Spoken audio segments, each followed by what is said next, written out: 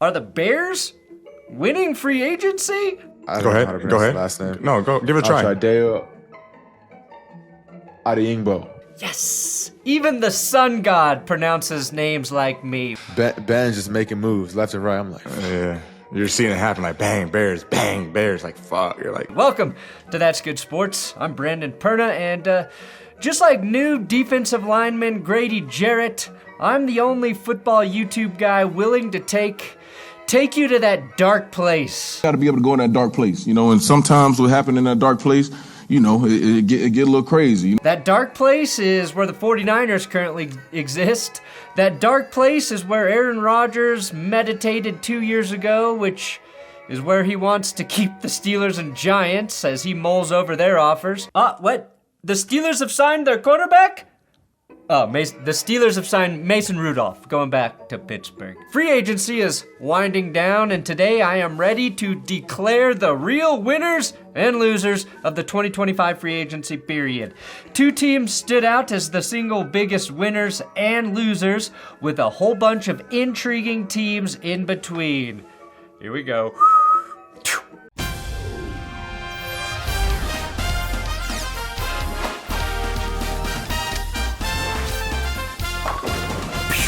Don't forget to subscribe to this YouTube channel or YouTube will kidnap my dog. Speaking of dogs, today's episode is sponsored by Underdog and my code That's Good. Look guys, we're 485 signups away from 6,000. I get a massive bonus if we hit that number. I get an insane bonus if we hit 7,000 signups. Every single signup right now helps this channel and gets me closer to the kind of security I've been working over a decade to obtain. I want to use those bonuses to pay Will Keys and Johnny Barks more money, who help write and edit every single video you see here. I want to add more help to this channel because God knows if it's just me, things suffer. And I want to ensure my daughter doesn't have to pay for college. I genuinely think Underdog has the best daily fantasy app, pick'em games. I love hosting the best ball tournaments all summer long. And they were the first sponsor I've ever worked with who donated any money to the charity I support, and they went above and beyond with a $10,000 donation back in October. It's crunch time, so if you sign up, use my code That's Good. And if you haven't made your first play after signing up with my code, do it now with March Madness approaching. Comedy is back because the funniest trade goes to the Dallas Cowboys, who inexplicably sent a 5th round pick to the Bills for corner Kaiir Elam. Now I hope it works out for Elam's sake.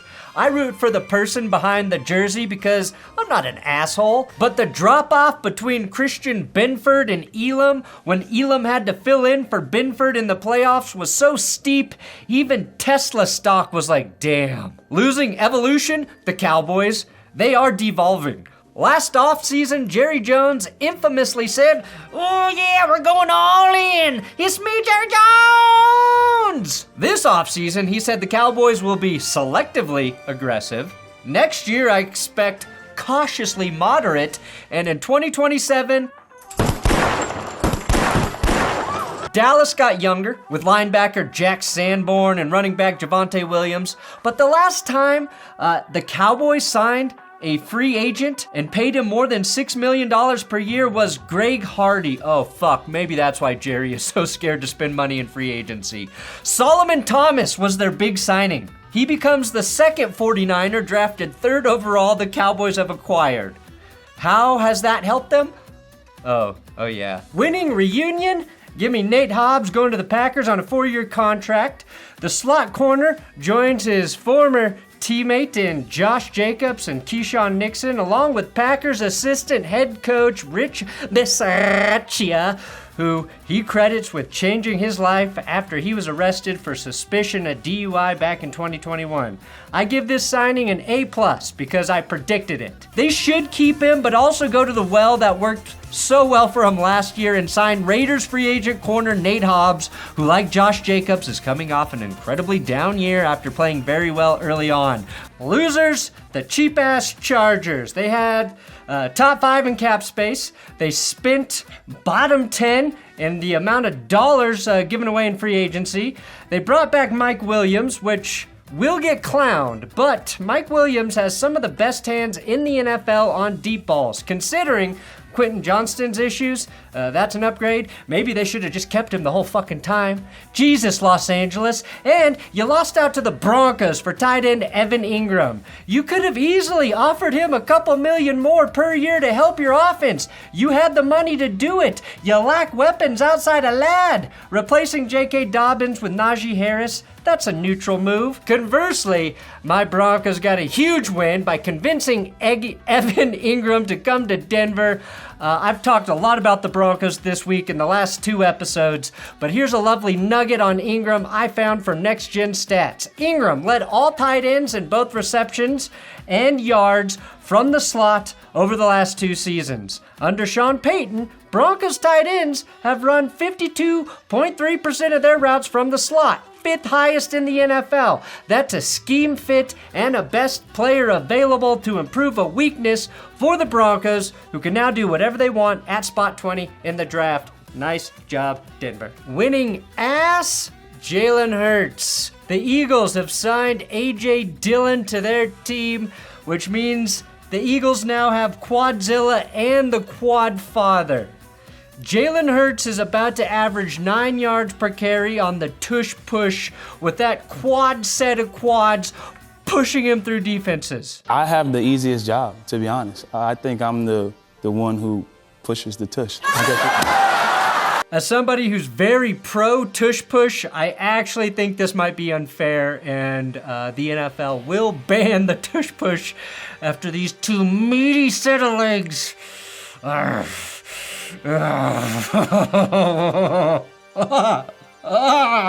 Two men behind the quarterback, ready for each butt cheek. Just hang it up. Winning, annoying the hell out of Adam Schefter, Aaron Rodgers. To me, this shouldn't be that hard, right? Like, the Steelers want you. The Giants want you. We're seeing players across the league make decisions.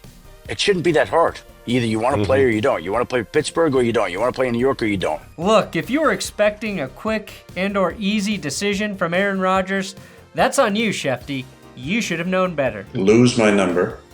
Ooh. Nice try. My winning bag? That goes to Milton Williams. Now, Myles Garrett technically got the biggest contract this week, but he was never set to be a free agent, which means Milton Williams secured the largest bag with his 4-year, $104 million contract.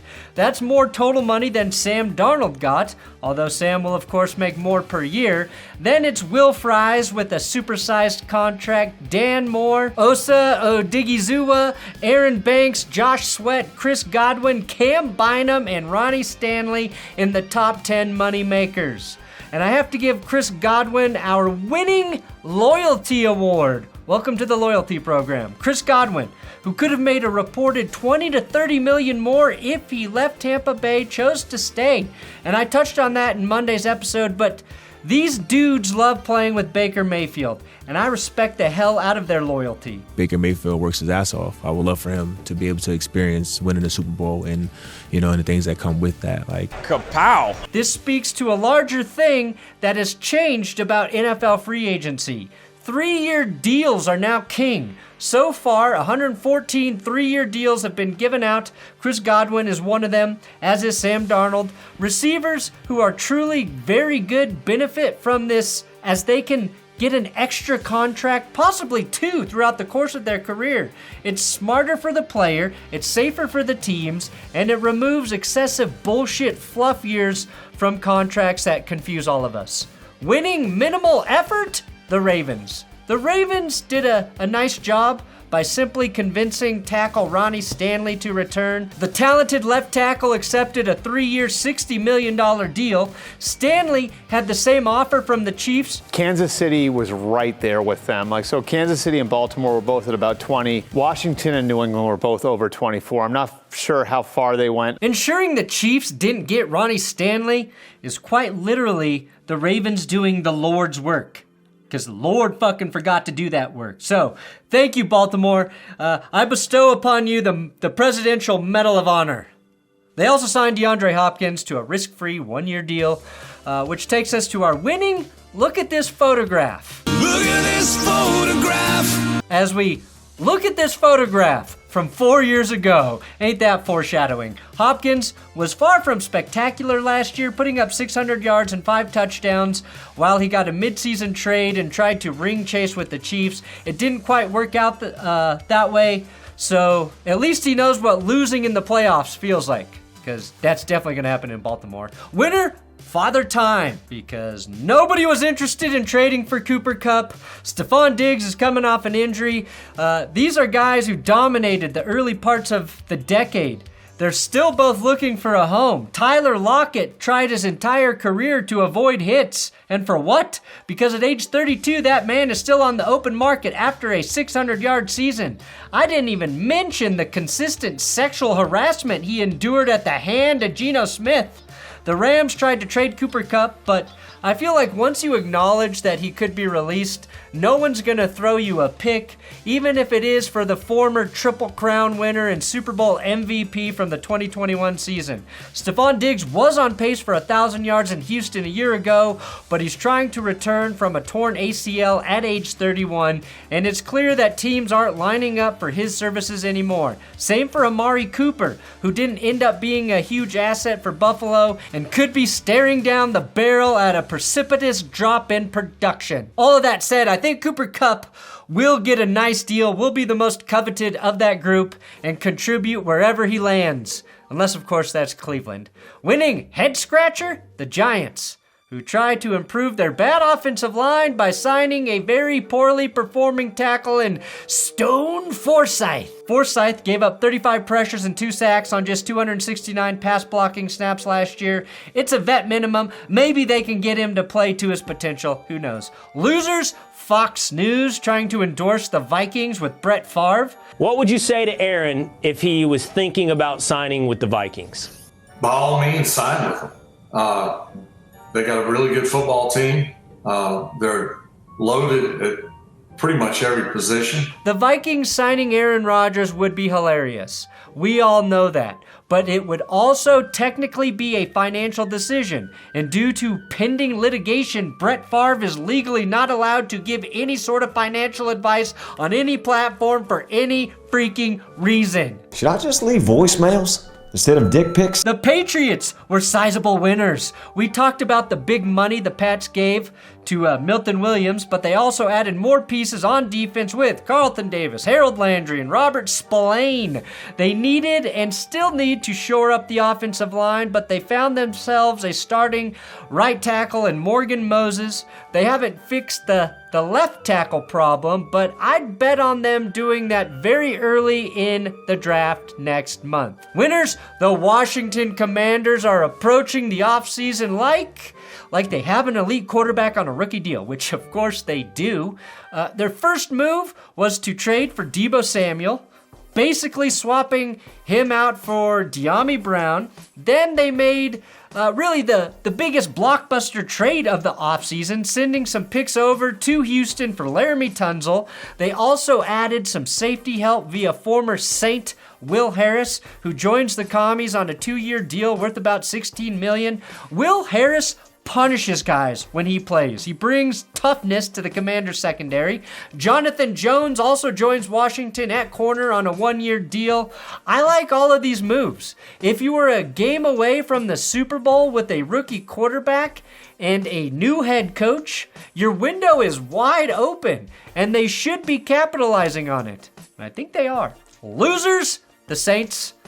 You know what everyone said about the Saints last year, right? That they're just one good safety away from being a contender. Well, they signed former Chief safety Justin Reed to a 3-year deal. They also reworked safety Tyrann Mathieu's contract to bring him back.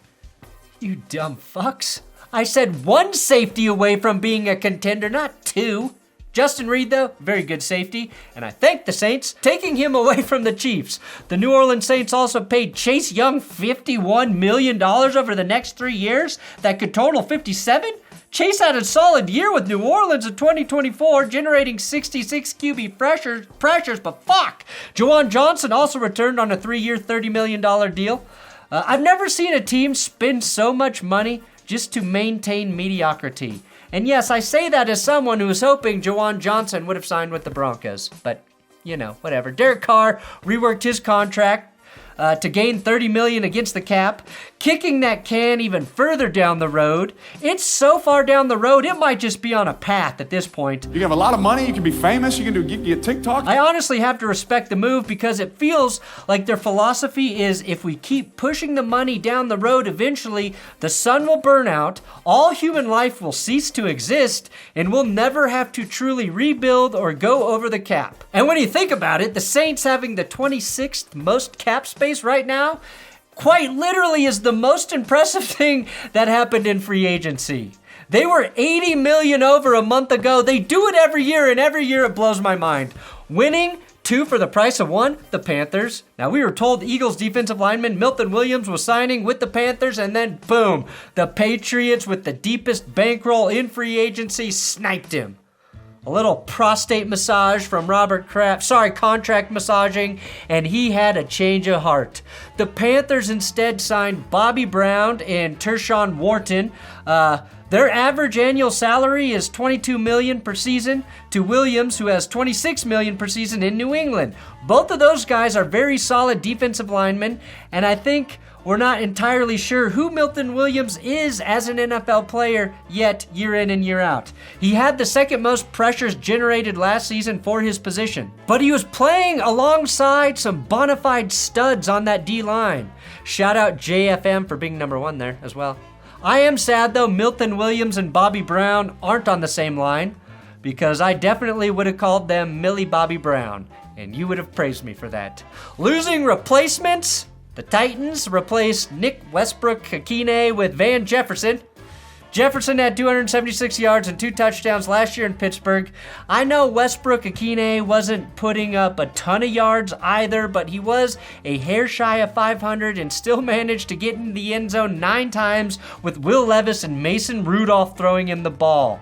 Akine didn't get a huge deal either, just $6.5 million over 2 years with the Dolphins. You couldn't afford that, Tennessee? Van Jefferson got a 1-year deal worth $2.5 million. I don't know about the Titans, who haven't historically made good business decisions with their wide receivers, but it seems like they could have splurged on their top playmaker from a year ago.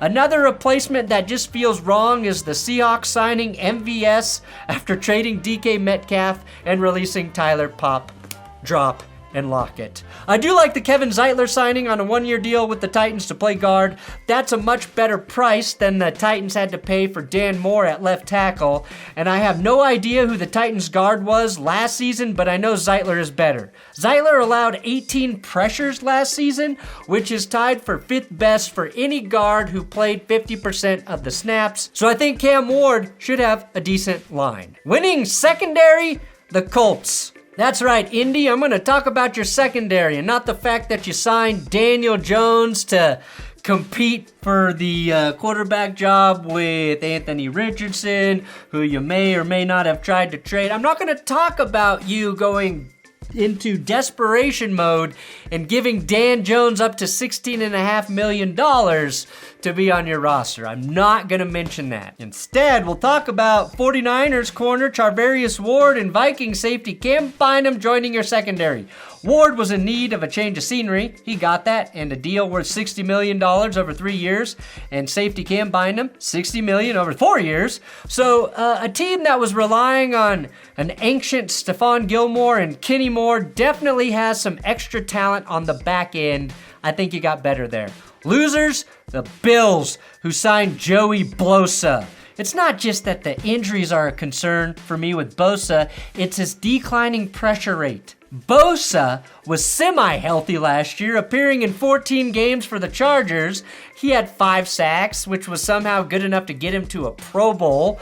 But it's not a terribly risky deal, so that's good.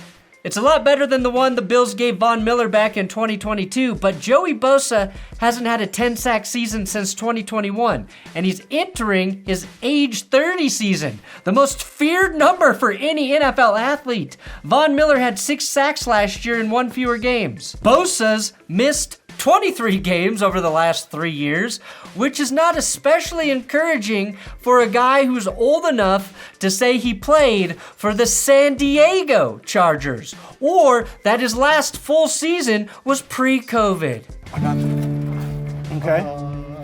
Buying their way into Valhalla, the Vikings. The Minnesota Vikings kicked off the pre-agency period by re-signing running back Aaron Jones, a solid move after Jones put up over 1,500 yards of total offense for the Vikings last year. Then, the Vikings went toe-for-toe with the Chicago Bears in terms of adding beef to the trenches. The Vikings signed guard Will Fries and center Ryan Kelly, both from the Colts, and then double-dipped to enhance their defensive line by signing Javon Hargrave and possibly the best defensive lineman available, Jonathan Allen. Oh, I love that. They also landed former Eagles corner Isaiah Rodgers on a risk-free 2-year, $15 million deal. Minnesota did let Cam Bynum go and smartly elected to pay corner Byron Murphy. The Vikings spent the second most in total contract value this free agency period, and it feels like the Vikings are going to get the most bang for their buck. That's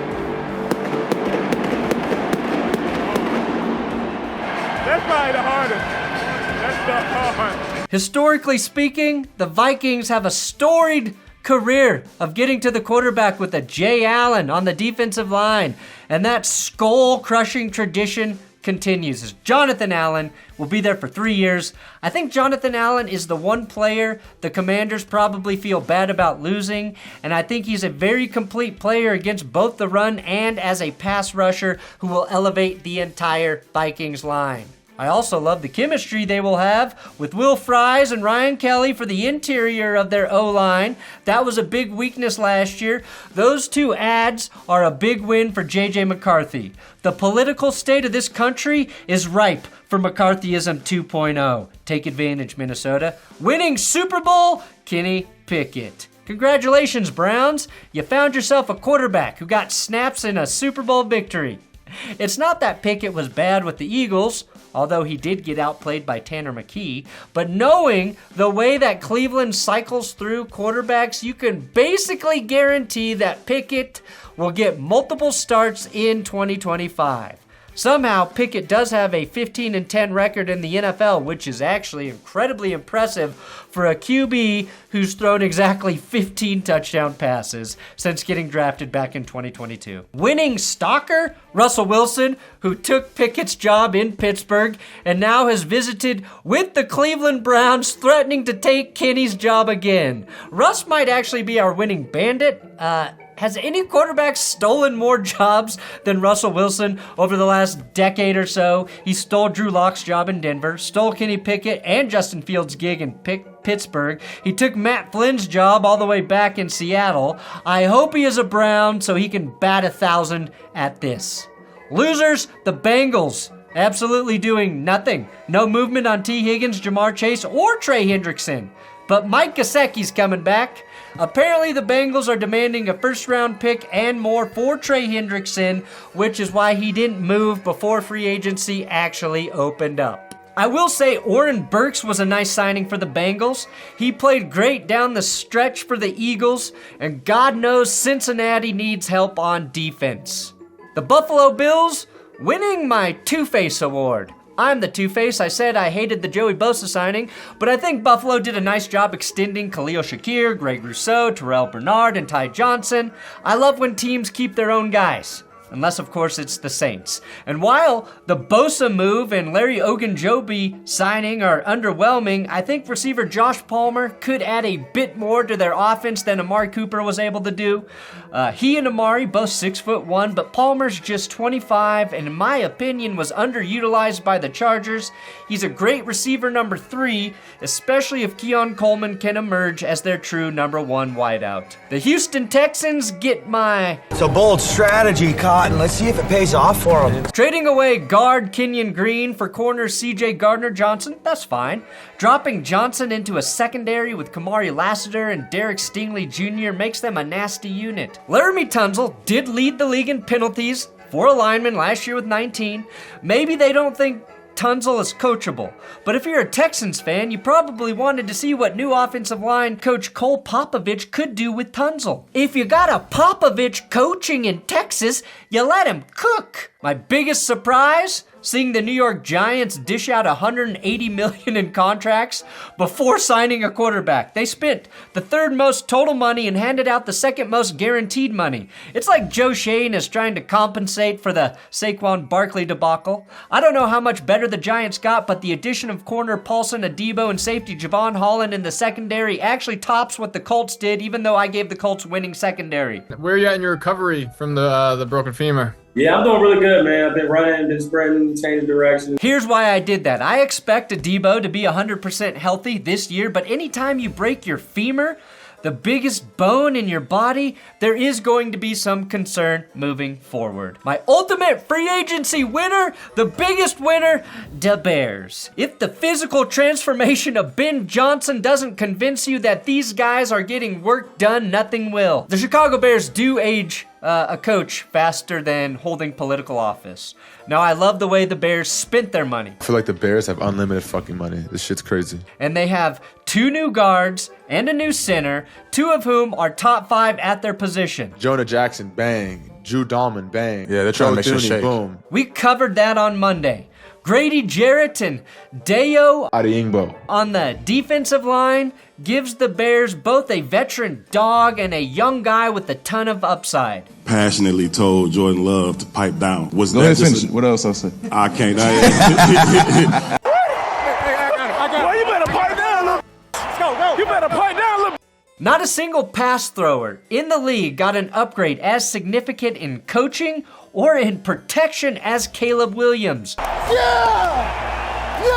The Bears, with the 10th overall pick, could easily draft running back Ashton Genty and be legit ready to compete for the top of the division. Top of the division. You, hell of a job. No. You. My runner-up losers, the Jets. Moving on from Aaron Rodgers is a win. Divine Feminine been be vulnerable. Replacing him with Justin Fields is a loss. The Broncos normalized giant quarterback dead cap hits. Otherwise, you'd be catching more heat for Aaron Rodgers and his $49 million dead cap hit, which will shoot them past the 49ers for the most dead money in 2025 when it's all said and done. My ultimate free agency loser, the San Francisco 39ers. Yes, I said 39ers. After losing 10 key players in free agency, they are now the 39ers. Now, I understand San Francisco is trying to get younger, and they have replacements for some of the guys that left, specifically Malik Mustafa for Talanoa Hufanga, which is like Simba replacing Mufasa. But I can't remember the last time I saw a team bleed out like this. No offense, Ricky Pearsall. Deebo Samuel, Kyle Juszczyk, Javon Hargrave, Malik Collins, Dre Greenlaw, Charvarius Ward, Talanoa Hufanga, Aaron Banks, Jalen Moore, Elijah Mitchell. Officially, they will be without 11 starters from their last Super Bowl appearance. They also released Leonard Floyd and will have $86 million in dead cap once the post-June designations kick in. But they did finally get a quarterback. The one we thought they were going to draft back in 2021 at pick 3 in McCorkle Jones, coming in for 2 years to back up Brock Purdy. And there you have it, your real winners and losers of the NFL free agency period. Make sure you come back later because we've got a lot of draft videos and a whole bunch of cool shit in the works for the next several weeks. Also, we need to talk Russell Wilson and Aaron Rodgers. We'll have videos on that.